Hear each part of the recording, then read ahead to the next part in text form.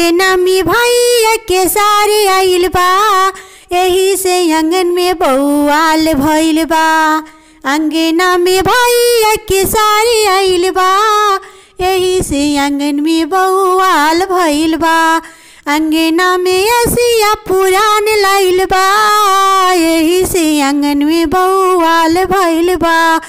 थोड़ा थोड़ा उहा मुहा चोर लगेला, भैया के सारे बकलोल लगेला।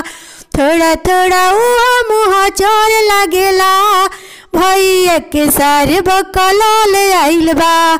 भावे नहीं दी पीछा कतना तू करबा, भावे नहीं दी पीछा कतन तू करबा। आंगन में असिया चोरा लेबा, कमे आधा पत्थरों कर दिल भइल बा। यही से सरवा बकल लगेला, यही से सरवा मुहा चोर भइल बा।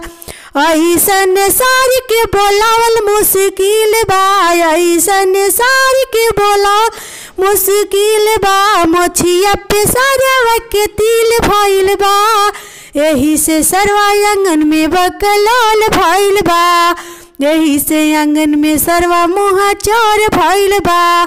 सरवा के दीदी फरार भइली, यही से सरवा बकलोल भइल बा।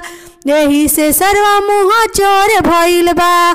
अंगना में कूलर पुरान लाइल बा, अंगना में असिया पुरान लाइल बा। यही से सरवा यावरा नियन तक तड़े सगरो, यही से सरवा चूहेड़ा नियल तक तड़े सगरो। सरवा अंगनवा में, सरवा अंगनवा में गीजर चढ़ा जा, अंगन में अकी हमरा शोभा बढ़ा जा।